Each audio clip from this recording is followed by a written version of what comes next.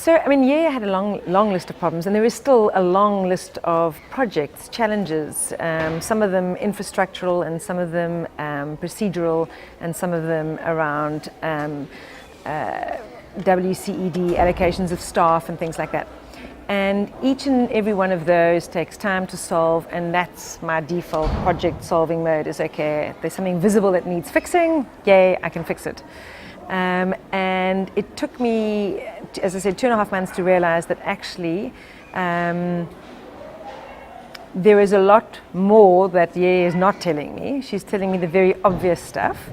And we needed to get to a point where she was comfortable telling me about the stuff that is not obvious. I think for anybody who is a manager of a team of people, it's really difficult when you've tried everything you know, all the tools in your toolbox, to try and change a person's contribution to the team, and it's not working. You think, well, okay, you know, how many different ways can I say this? But it's not working. And when Yeye sort of confided in me that she was having a real challenge with a senior member of her staff who, well-intentioned, but just literally would go 180 degrees in terms of everything that was being done as opposed to what Yeye wanted. When she told me that this was the issue I was facing, I didn't have the solution at hand, which is a good thing. It meant that I was forced to listen. We probably spoke for about half an hour, 45 minutes, and she was quite emotional.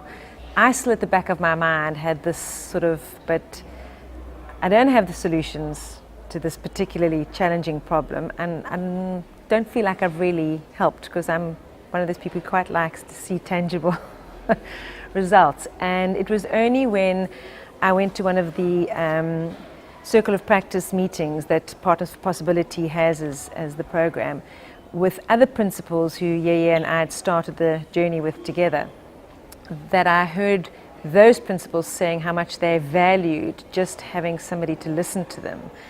And that's when it kind of struck me just how important it is for these principals to have somebody who doesn't judge them, doesn't report to them, whom they don't report to, where they can just be completely honest about the difficulties that they're facing. Because it's a hierarchical environment, and they have to put on a brave face to all of their staff members. They have to let the school governing body know that they've got it under control. And the reality is they don't get a lot of help from the management layer that sit above school principals. It's a lonely place being a principal. So to have somebody who is a partner in every sense, that says, I'm going to listen, and I'm going to give you some ideas that I think might work, and you can tell me if they suck, and we can go back to the drawing board and try again. And it took a long time to get to that point where I could be completely honest, and Yeye could be completely honest back with me and say, thank you, Sandy, but no thank you. Or gee, that might actually work.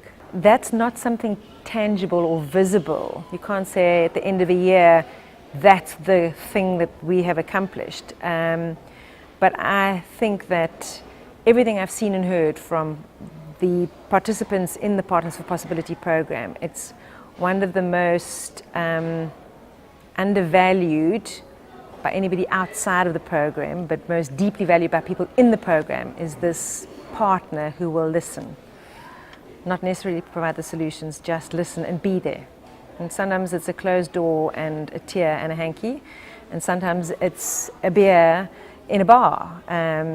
So yeah, it's